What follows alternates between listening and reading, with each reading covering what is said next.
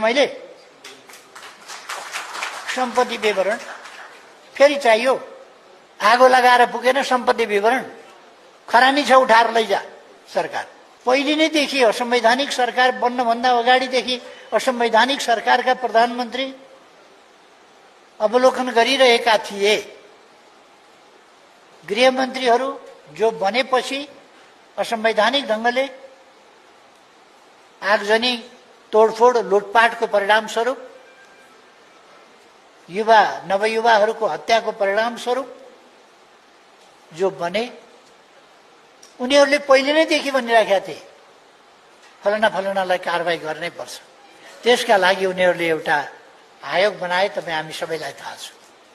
गौरीबहादुर कार्कीको नेतृत्वमा, जो गौरीबहादुर कार्कीले आफैले पहिले नै त्योभन्दा अगाडि नै कारबाही गर्नुपर्छ, फलाना फलानालाई कारबाही गर्नुपर्छ भन्ने एउटै बोली बोलेका थिए। त्यही बोली बोले बापत त्यो काम फत्ते गर्नका लागि गौरीबहादुर कार्कीको अध्यक्षतामा आयोग बन्यो। मैले त्यसै बेला भने यो आयोग एउटा नकली आयोग हो। यो आयोग प्रायोजित एउटा उद्देश्य तोकेर टास्क दिएर, टास्क छानबिनको टास्क होइन, छानबिन गरे चाहिँ गर्ने तर फसाउने फलाना फलानालाई। त्यसो भएर यस आयोगलाई हामी मान्दैनौँ र मैले भनेको थिएँ बयान दिन्न। मैले बयान दिइनँ, तर आयोगले बयान दियो भन्ने छाप्यो। म त्यसको धेरै लफडामा जान चाहन्छु। आयोगले मलाई प्रश्नपत्र पठाएको थियो, त्यो प्रश्नपत्र मैले बुझ्न पनि मानिनँ, बुझ्दा पनि बुझिनँ।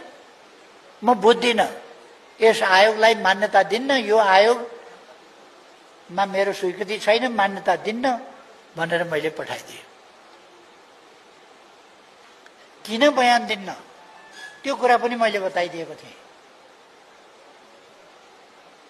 त्यो कुरा नगरेर उनीहरूले बयान दियो भन्ने बनाएर छापे। त्यो आफ्नो इज्जतका लागि गरेको होला, त्यसमा मेरो केही भन्नु छैन। मैले बयान दिइनँ। अहिले फेरि एउटा के बनाएको छ, त्यो छानबिन समिति के अरे सम्पत्ति शुद्धिकरण निवारण सम्बन्धी के बनाएको छ क्या। त्यो आयोग कि समिति के हो? त्यो कुनै संवैधानिक आयोग समिति केही पनि होइन। ज्ञानेन्द्र शाहले माघ 19 गतेको कु भन्दा पछि जसरी